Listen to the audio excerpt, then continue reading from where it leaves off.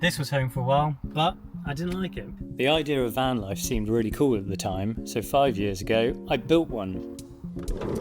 But let's talk money.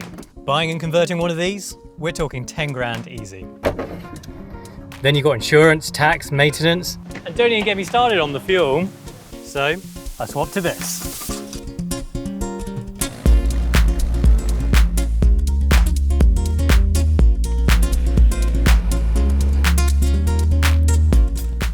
Around the same time I built my van, I also got my bike license. A few years after getting my license, I discovered that I mainly liked adventure bikes. So it got me thinking, what if I combined both camping and biking? So I did this instead. Bike life, moto camping. This Honda CRF, £2,500. Camping gear, already had it. Meaning you've just saved 8 grand back into your bank account instead of into a rusty old Transit. Van life looks pretty epic on Instagram. Those sunsets, cozy vibes, cool views. The idea of taking a home anywhere. But living in one, that's a different story. It's tight, really tight. And sleeping wasn't ideal.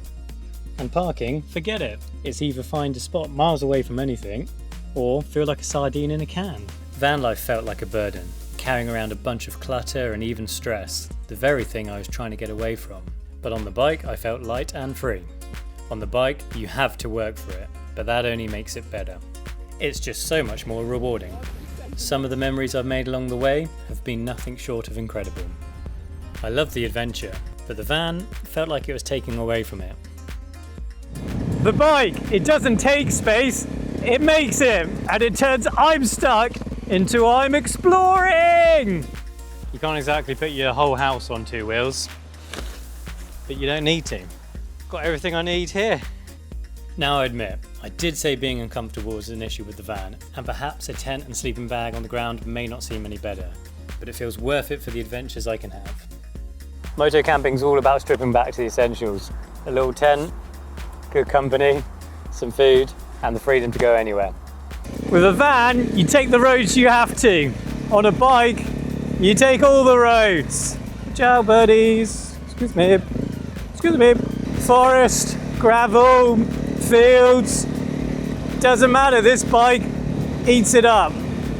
You couldn't come down here in a van, that's for sure.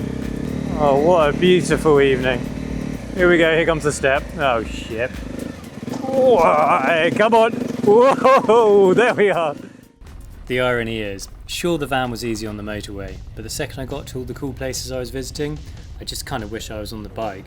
There are some amazing roads out there, but you just feel like you're missing out when you're in the van. Adventure isn't always about racking up hundreds of miles, it's about just getting out there. And even the boring roads, they're never boring. That stretch of A road everyone moans about when driving, suddenly it's got character. Every bump, every bend, every smell. On a bike, it's immersive. When you're driving, it's like you're watching a movie, and when you're riding, you're in the movie. Plus, bikes turn every stop into a treasure hunt. I've had the best tea of my life in places that also sold fishing tackle and had a cat on the counter, and it cost about £1.50. Try finding that vibe in a van where you just sit inside and make beans again. And it's the chaos that makes it great. Your mate getting stuck in a bush? Comedy gold. Everyone freezing and laughing over a questionable cheeseburger? That's the stuff you remember. Perfect weather? Forgettable. Miserable, hilarious disasters? Legendary. That's what bike life's about. It's not chasing perfection, it's collecting stories. Every scratch, every dent, every random detour. That's real freedom. Not Instagram freedom, actual freedom. So yeah, I ditched the van and never looked back. Because freedom isn't just about what you carry, it's about what you leave behind.